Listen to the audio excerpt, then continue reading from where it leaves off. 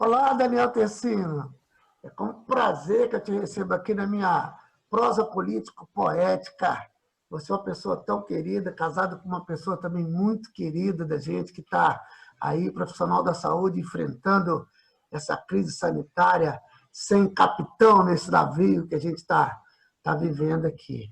Para quem não conhece o Daniel é advogado, foi o mais novo secretário, né, de governo em Monte Alto. Depois você me confirma, se eu não me engano, com 18 anos, né? Não sei se foi isso mesmo, 19, mas depois você me confirma, nós vamos falar sobre isso.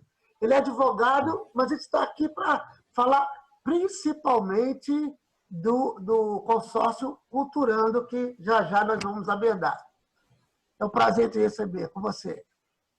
Obrigado, Marcinho. Eu agradeço muito o convite. Você é uma pessoa muito querida, por nós aqui também, você, a Ana, enfim. A gente se conhece da militância do Cineclube Cauim, né? Sim. E que é um grande movimento da cultura aqui do interior do estado de São Paulo, né? Muita coisa sai de dentro do Cineclube Cauim, né, Marcinho? O Cachaça Não vai, é só... Cachaça vai juntando pessoas interessantes também em torno dele, né? Pois é, até eu estava lembrando que no dia que o Cachaça nos apresentou, eu lembro que a gente estava no boteco, né, tomando uma, para Eu variar, lembro, né? eu lembro. E tava você e o Jorge Nascimento. Uhum. E na época eu comentei com o Jorge de alguns amigos, músicos da região, aqui de Monte Alto, de Jabuticabal, de Sertãozinho, e ele conhecia um ou outro, mas não conhecia muito bem. E depois disso, veja só, estou aqui em Ribeirão faz 5 anos, morando aqui. Uhum. E, e esses meus amigos dessas cidades viraram grandes parceiros do Jorge, a ponto de circular festivais, Sesc aí da vida, né? Então você vê, tudo acontece através do Cauim, né? De dentro do Cauim vai acontecendo muita coisa boa, né? Não só no âmbito do cineclube em si, mas da música, da literatura. Então, o Cauim tem um papel importantíssimo para a cultura aqui da nossa região e de todo o país, né? Sem dúvida. Tem uma rapaziada bacana lá em Monte Alto fazendo som. Eu lembro que eles vinham aqui no Cauim tocar e vieram também no projeto do Jorge, né? Quase que era Brasil Jazz Weekend, uma coisa assim, na Praça Rosa Agora, do Morante. isso, eles participam do projeto lá da praça. Uhum. Tem um festival hoje que acontece em Monte Alto todo final de ano, que o Jorge também se apresenta com os projetos dele. E o Jorge e muita gente, né, de Ribeirão, de toda a região.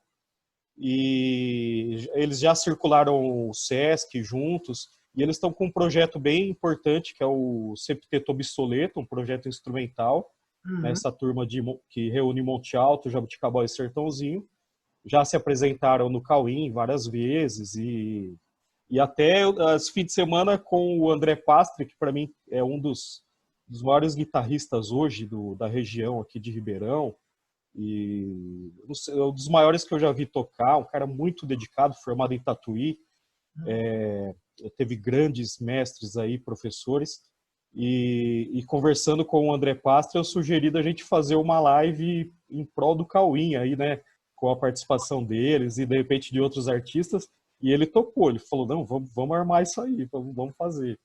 Ô, Daniel, Vamos já que fazer. você tocou nesse assunto, eu estava num dos eventos de formação, né, que vocês fazem, né, pela empresa de vocês, lá em Monte Alto, a seu convite, um encontro regional que você fez, e eu lembro, eu não tenho certeza se foi o prefeito ou se foi o presidente da CI que estava aqui, que teve uma fala, e ele falou justamente desse projeto, né, que o comércio de Monte Alto, né, cotiza os custos e aí tem a apresentação de música instrumental na praça, no centro de Monte Alto. É isso mesmo? Esse festival que é organizado por alguns amigos, vou destacar aqui o Luiz Felipe Nunes, que é Uhum. um jornalista lá de Monte Alto, já ocupou o cargo de diretor de comunicação do Consórcio Culturando, inclusive. Ele começou esse movimento, chama Festivalto, o festival, Uhum.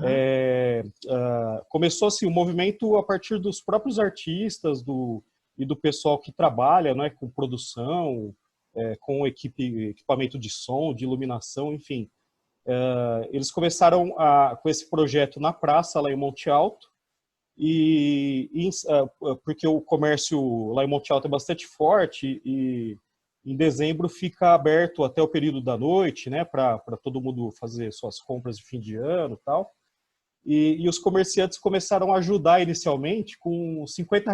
Cada loja ajudava lá R$ 50 para ajudar a custear essas apresentações.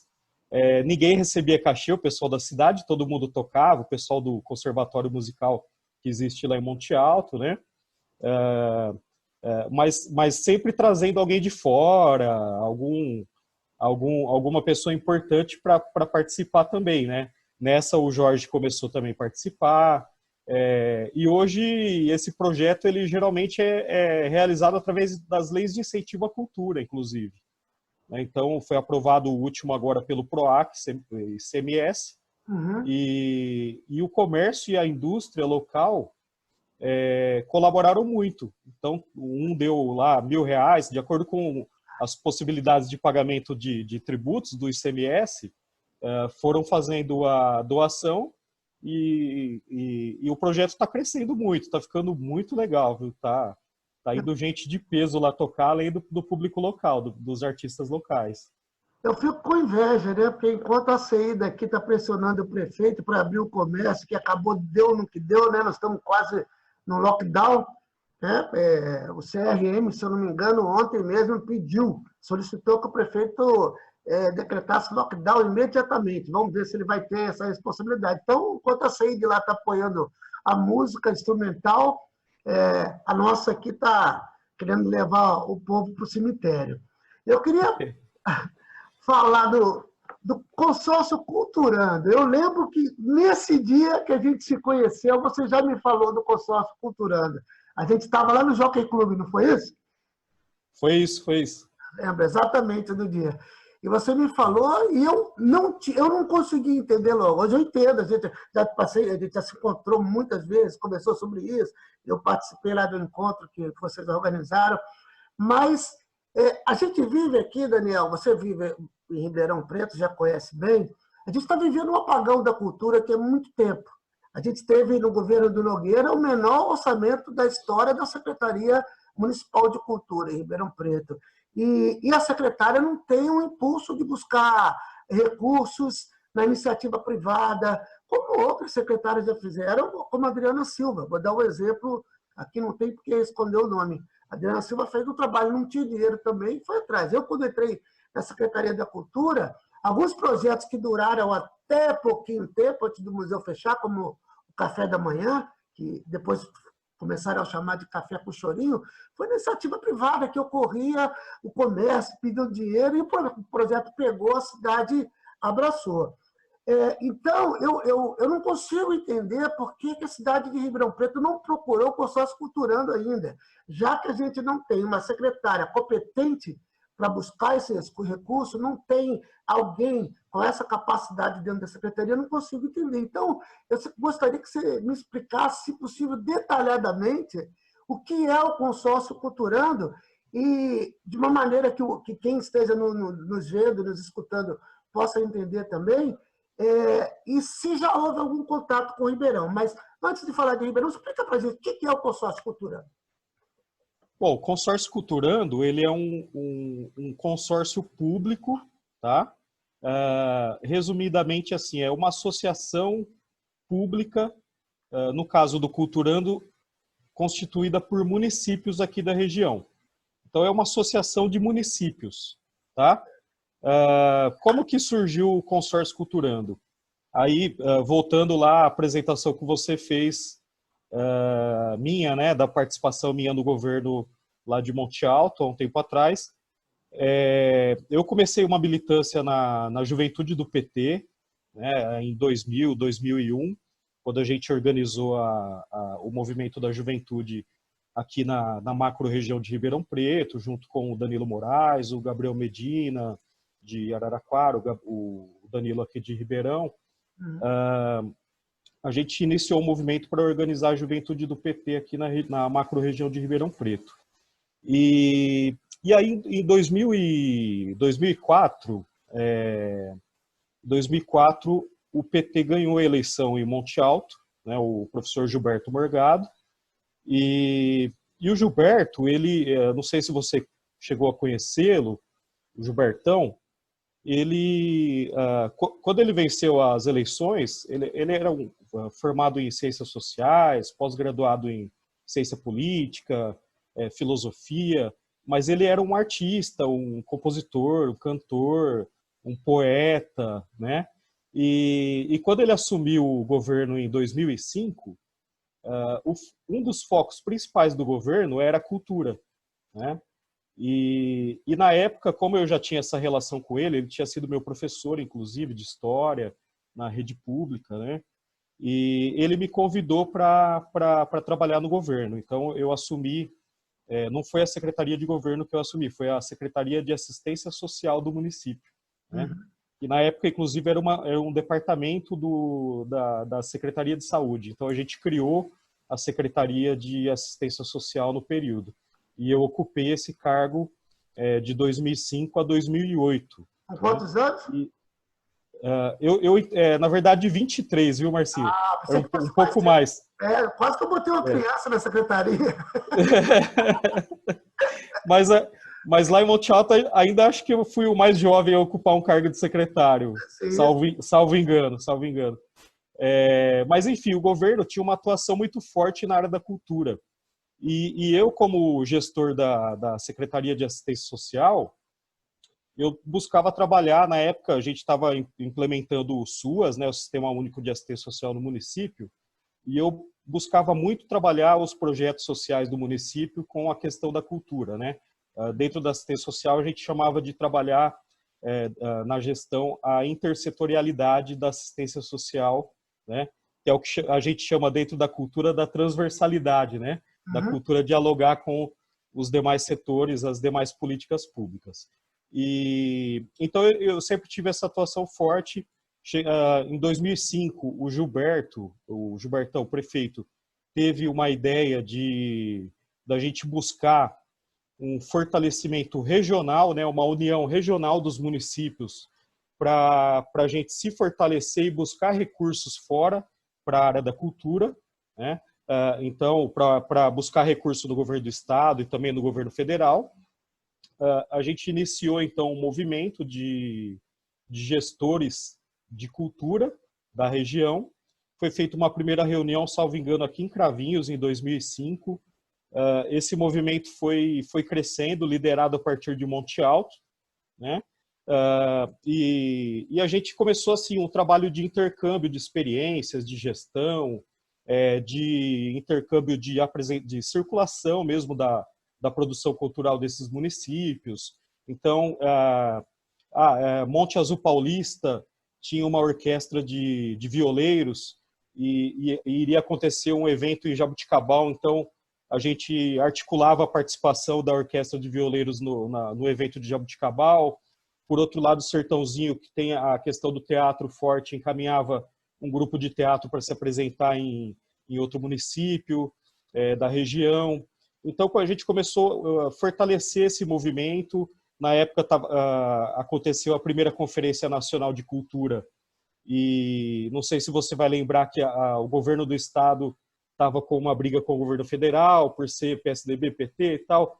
O governo do estado não queria aderir à Conferência Nacional de Cultura, e dentro do regulamento havia a possibilidade de realização de uma conferência intermunicipal para tirar delegados e substituir a ausência da conferência estadual, né? Então a gente organizou na época uma conferência intermunicipal de cultura em Sertãozinho, que teve a participação de cerca de 40 municípios aqui da região e fora da região, onde a gente tirou delegados para participar da conferência. Depois acabou acontecendo a estadual, né? Eu, na época, até fui eleito delegado para participar da primeira Conferência Nacional de Cultura.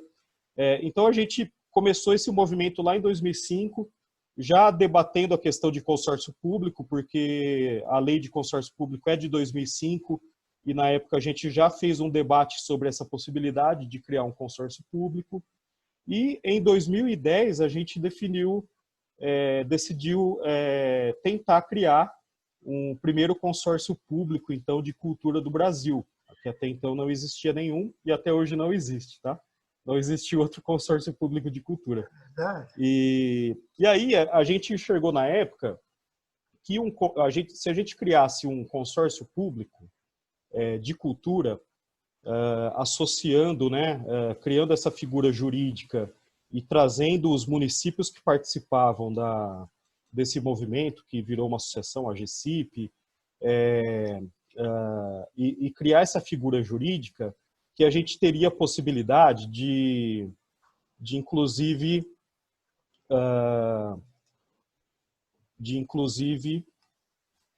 deixa eu voltar aqui, desculpa, seria uma possibilidade da gente descentralizar, trazer as ações que estavam acontecendo no país, do Ministério da Cultura, porque estava acontecendo muita coisa, né? A gente tinha programa Mais Cultura, programa Cultura Viva, então a gente tinha várias ações acontecendo naquele momento, e se a gente criasse essa figura que segue as regras do direito público também, assim como as prefeituras, né, o consórcio também segue essas regras do direito público, a gente conseguiria trazer essas ações aqui para a região. Porque, por exemplo, o município de Monte Alto, ou um município sozinho, Jabuticabal, por exemplo, era praticamente impossível a gente pleitear junto ao Ministério da Cultura a criação de uma rede de ponto de cultura, por exemplo, né? Agora, um conjunto de municípios formalizados através de um consórcio, a gente conseguiria propor para o Ministério da Cultura uma rede ampla, né, gerida pelo consórcio. E aí, o município que tivesse demanda de 1 ponto, o outro que tivesse 2 pontos, poderia formar a nossa rede de pontos de cultura. E, por outro lado, o Ministério da Cultura também estava incentivando a criação desse instrumento, de um consórcio público, que seria um meio também do Ministério da Cultura fazer com que essas ações chegassem na ponta, né, nos municípios menores.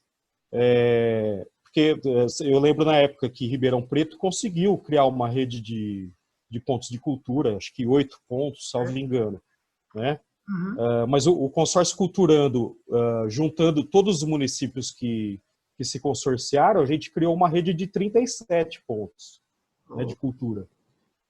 E não só isso, a gente criou uma rede de 22 pontos de leitura.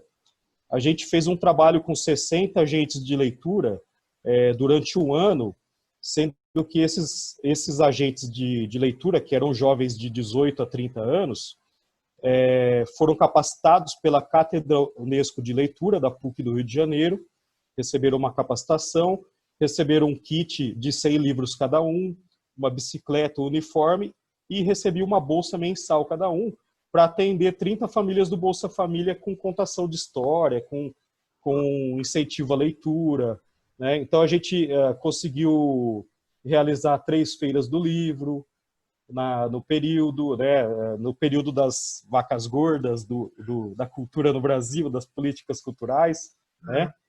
A gente está nesse momento de diminuição do papel do Estado nas políticas, no desenvolvimento das políticas públicas de cultura, e aí nesse período a gente conseguiu fazer muita coisa, né? A gente modernizou 3 bibliotecas públicas, né, com equipamentos novos, com acervos novos para essas bibliotecas. A gente conseguiu fazer uma capacitação aqui pela FEA, pela FEA USP, aqui de Ribeirão Preto, uma capacitação para um curso de extensão em gestão pública de cultura para 64 gestores dos municípios consorciados. Então a gente fez muita coisa até hoje, né? A gente está preparando agora uma capacitação para a implementação da Lei de Emergência Cultural, né?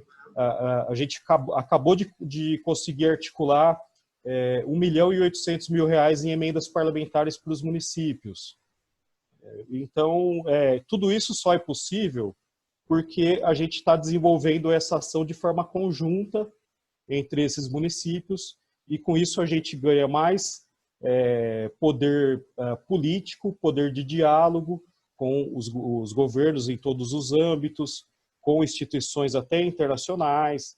Então, tudo isso só é possível através de uma proposta consorciada, né? Para quem está nos vendo, eu queria só tentar explicar.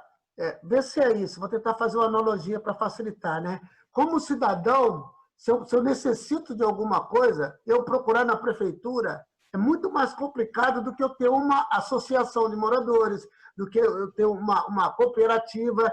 E isso é feito só que num plano macro, digamos assim, não é o do cidadão, mas das cidades que representam esses cidadãos, né? Então fica mais fácil Exatamente. de pleitear, de conseguir os recursos, né, no governo federal, é isso? É isso.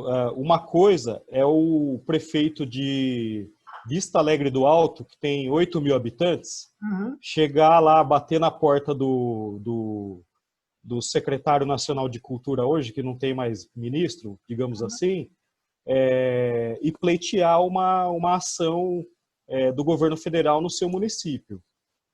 Ele representando 8.000 habitantes. Outra coisa é a gente chegar através do consórcio, representando aí 500, a gente já chegou a representar 1 milhão de habitantes, né?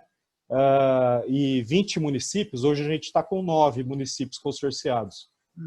Mas a gente já chegou a ter 20 municípios consorciados nesse período que existia mais recurso para a cultura, né? E aí a gente chegar representando lá 1 milhão de habitantes e falando, olha, a gente tem 20 municípios aqui e a gente tem condição de desenvolver essa ação de forma consorciada, em conjunto, todos esses municípios, né? Então a gente ganha muito mais representatividade. A própria lei de consórcio público obriga a União a priorizar convênios com consórcios públicos, né? Isso a própria lei obriga, e também é uma forma da gente democratizar o acesso a essas ações, a essas políticas públicas desenvolvidas pelo governo federal e pelo governo do estado, e também de forma mais transparente, né?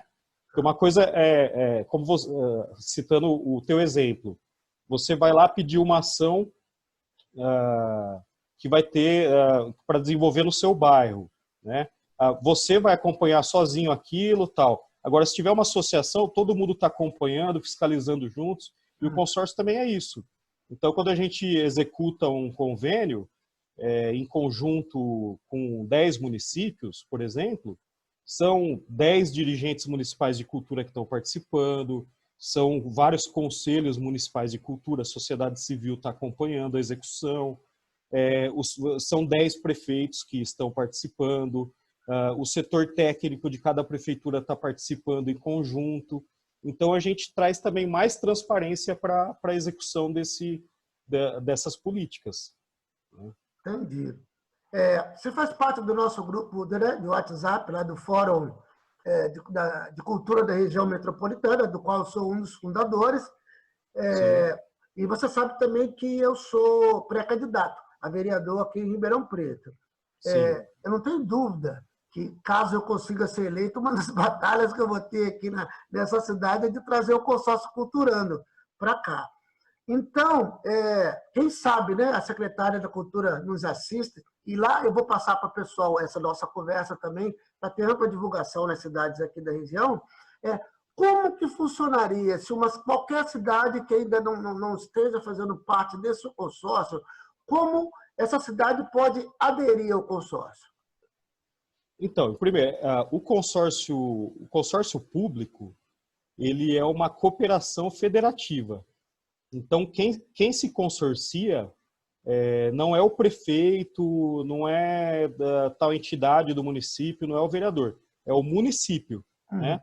Então, o procedimento para um município entrar no consórcio é ele assinar, no caso, o município que não participa, assinar um termo aditivo ao contrato de criação do consórcio, onde ele passa a aderir a esse contrato de criação, e depois ainda depende da ratificação por lei do legislativo local.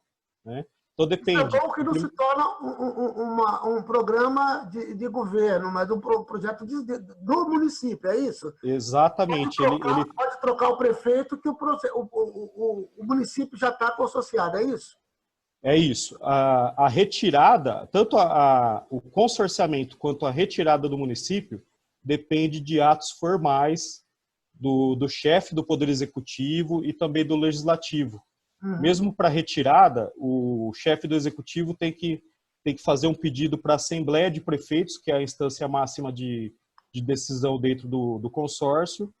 A Assembleia tem que analisar, tem que aprovar, e mesmo assim depois o prefeito tem que encaminhar um documento fazendo a comunicação formal ao Legislativo, né?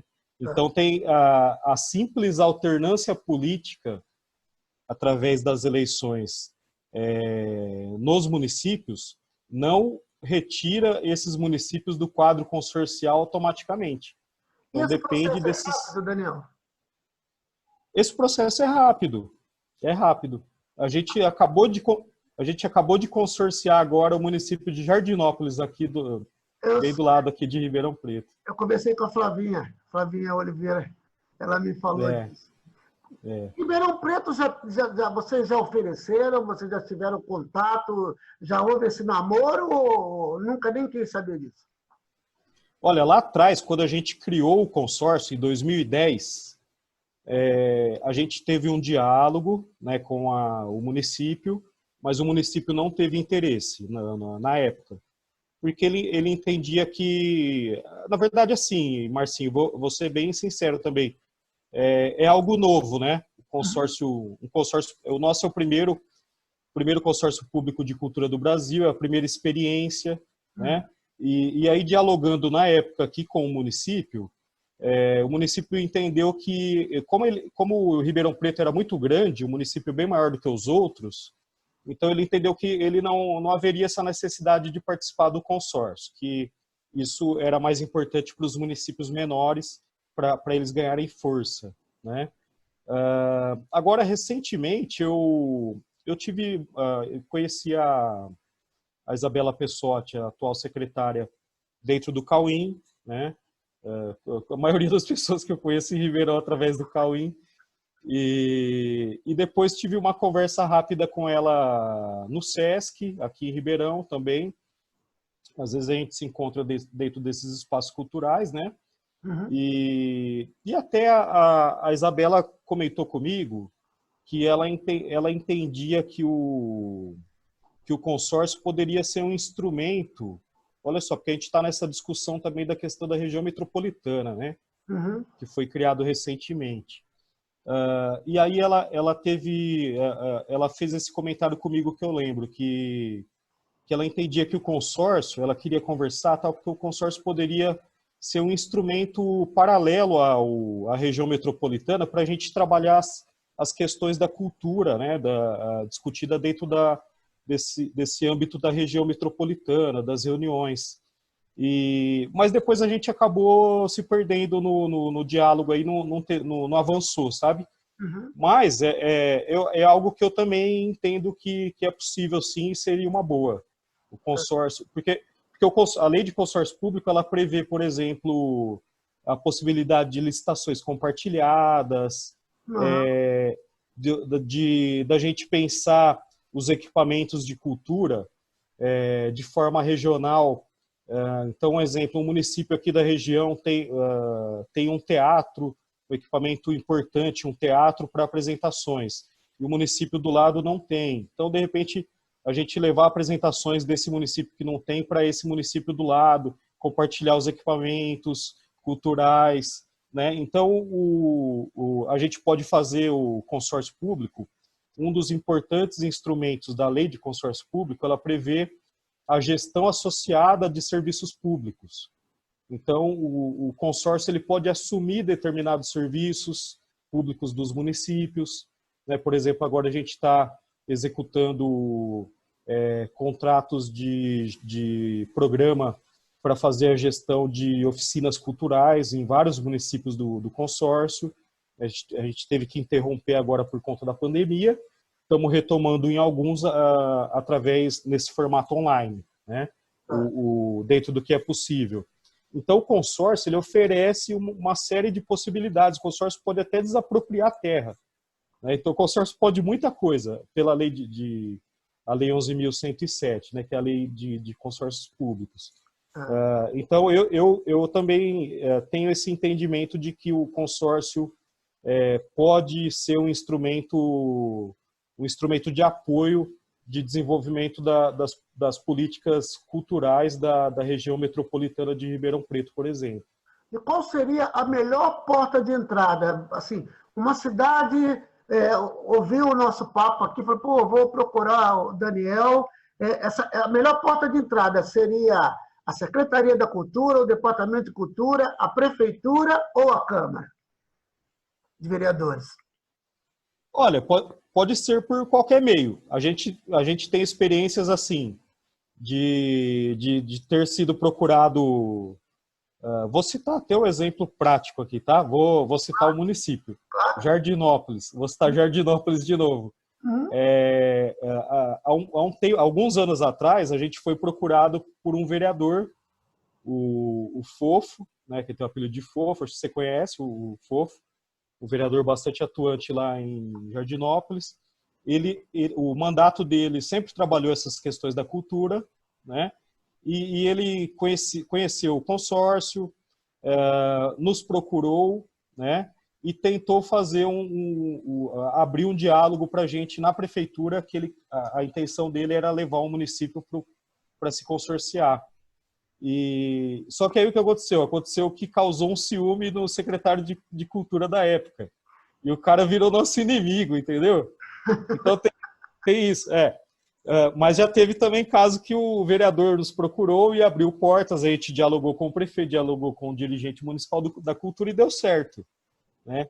Tem um outro município que a gente...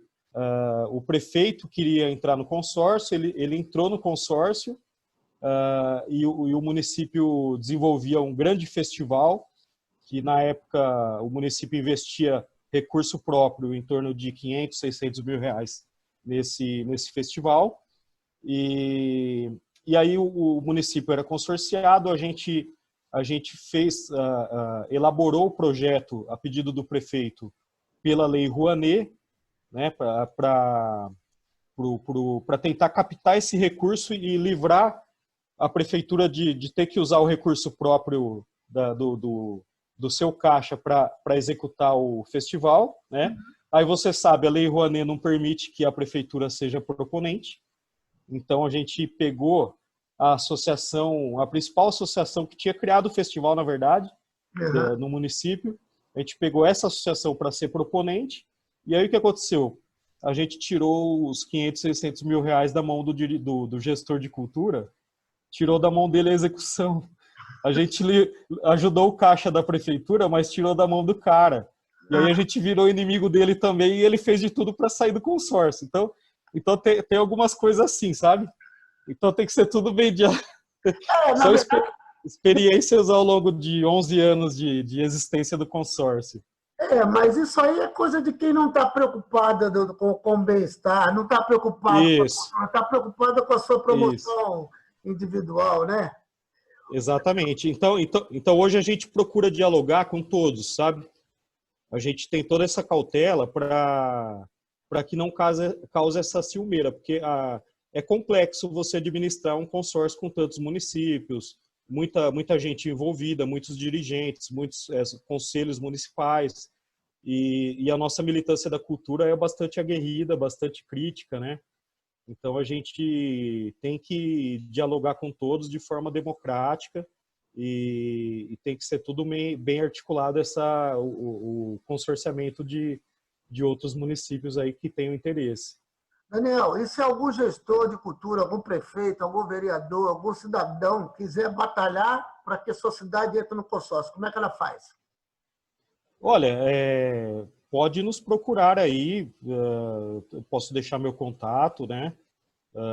Pode entrar em contato com a gente tem marcado reunião ou no município, ou o município visita a nossa sede, que é lá em Monte Alto.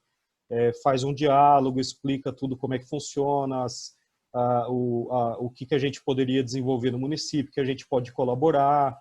Vocês têm um site, página no Facebook ou não? A gente tem o site, consórcioculturando.com.br, tem páginas no Facebook, Consórcio Culturando, no Instagram também. Então, o nosso e-mail é consórcioculturando@gmail.com, né? Então, qualquer um pode entrar em contato, a gente explica melhor o que é o consórcio, como funciona, e a gente inicia esse diálogo e explica toda a formalidade para o município se consorciar se ele tiver o interesse. Tá? Isso é bem tranquilo. Legal. Então, pode entrar em contato comigo também, que eu acho esse pessoal. Se alguém quiser saber, se não conseguirem achar, eu dou um jeito de colocá-los em contato, porque eu acho muito interessante esse projeto. Agora eu tenho que falar uma coisa, porque esse fundo que está aqui atrás de mim, ele não é fortuito. A Ana Favaretto sempre cria uma ilustração para o convidado. E aqui, Daniel, não sei se você já identificou, eu imagino que sim, aqui atrás está uma queima do alho. E por que a gente optou pela queima do alho? Na verdade, é a Ana que pensa, ela conversa comigo, né? Está sempre comigo. Ela sabe que... você sabe que eu sou carioca, mas eu vivo aqui. Sou mais caipira que carioca agora, porque eu estou aqui já há 34 anos, né? E eu nunca tinha visto a queima do alho. Eu falei isso lá em Monte Alto. Foi quando você me convidou para o encontro. Quando acabou o encontro, você me convidou gentilmente para participar da queima do alho lá, que você levou aquela equipe, aquela tropa lá. Eu fiquei encantado. E aí, eu queria que você falasse rapidamente para a gente, que está caminhando para o final, porque eu tento manter em 30 minutos, sabe, Daniel? Sim. Qual é a relação do Consórcio Culturando com a festa do Peão de Barretos? Então, desde o início, a gente tem trabalhado muito a questão da identidade cultural caipira, né, do nosso povo. Muita gente achava que era algo que já tinha se perdido aqui no estado de São Paulo, mas a gente sempre busca trabalhar essa questão da identidade cultural caipira. E aí a gente tem uma parceria com a Festa do Peão de Barretos desde 2008, onde a gente tem um palco da diversidade cultural dentro da Festa do Peão. Então, no palco, chama Palco Culturando, né, dentro da festa.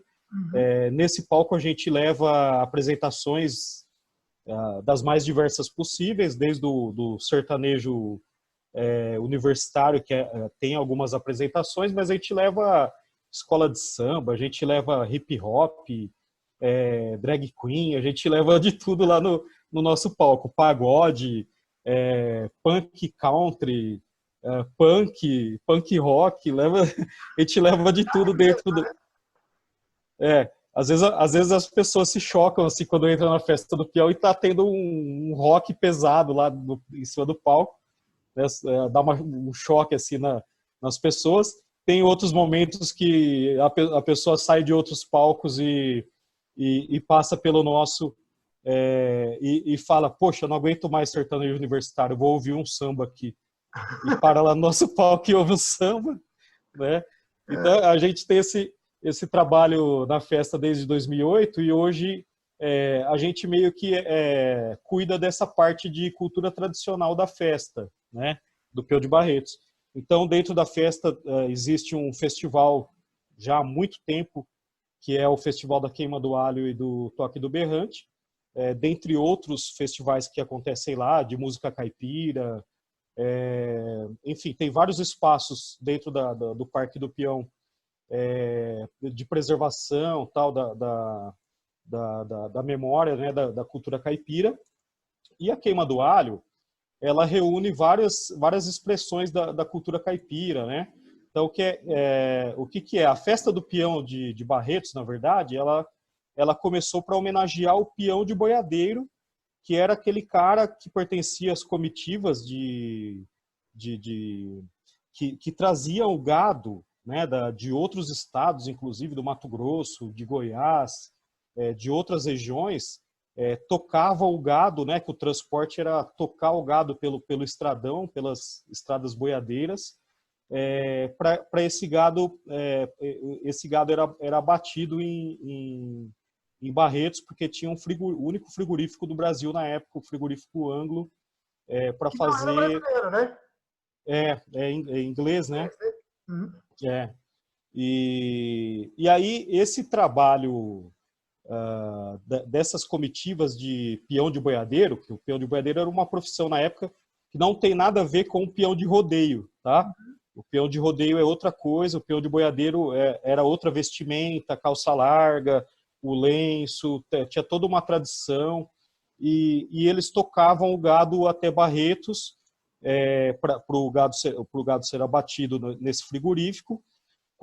Às vezes demorava 20, 30 dias essa viagem tocando o gado até Barretos. Quando chegava em Barretos, esse gado era colocado em pasto para recuperar o peso, né? E esses peões de boiadeiro, eles recebiam o pagamento por esse trabalho quando cumpria com o seu trabalho em Barretos.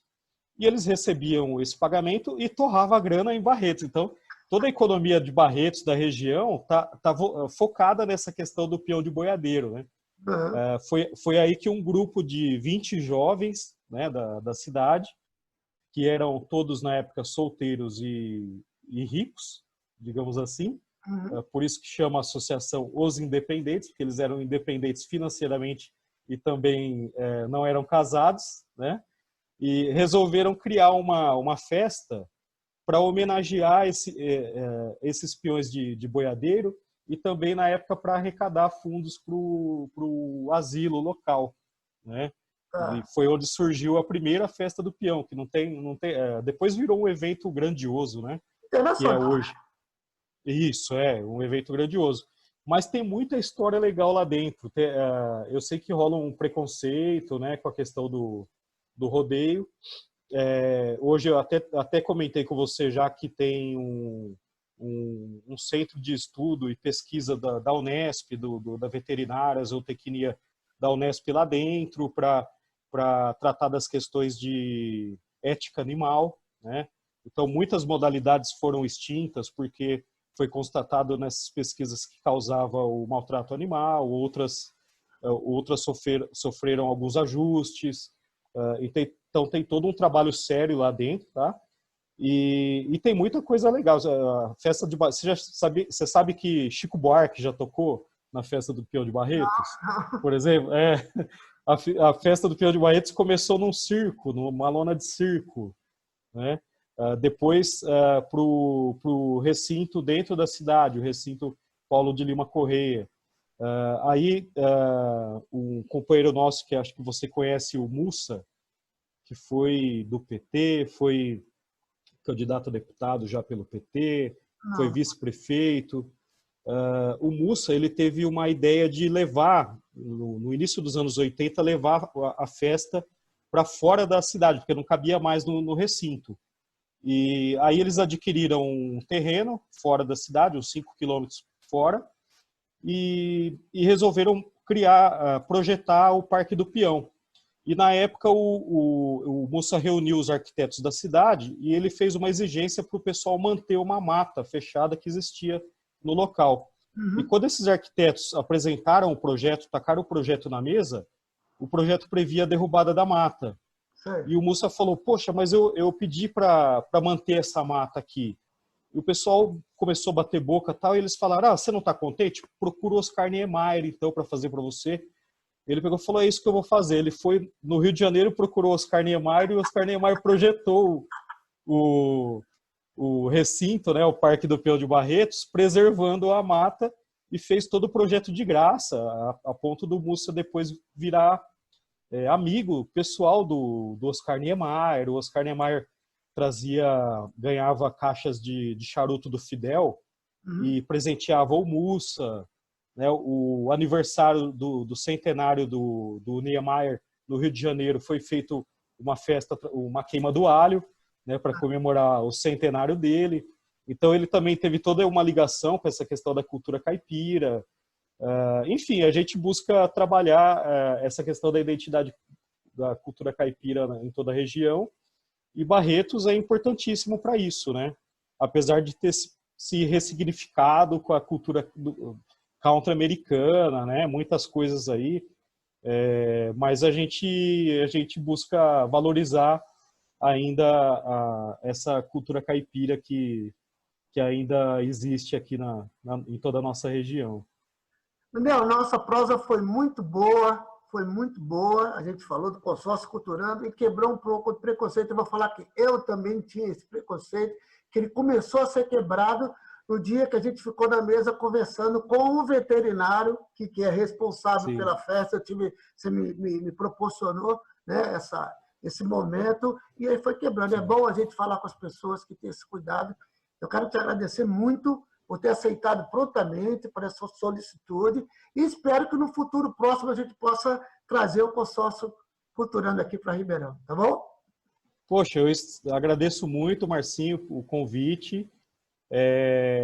Torço muito para você, pela sua candidatura, que eu sei que você vai trabalhar muito o seu mandato pela causa da cultura, né? Vou entregar panfleto no semáforo para pedir voto para você, tá? Pode contar comigo. Tamo junto e espero que a gente repita essa prosa aí outras vezes. Vamos repetir sim. Obrigado, Daniel. Forte abraço, querido. Abraço, querido. Tudo de bom.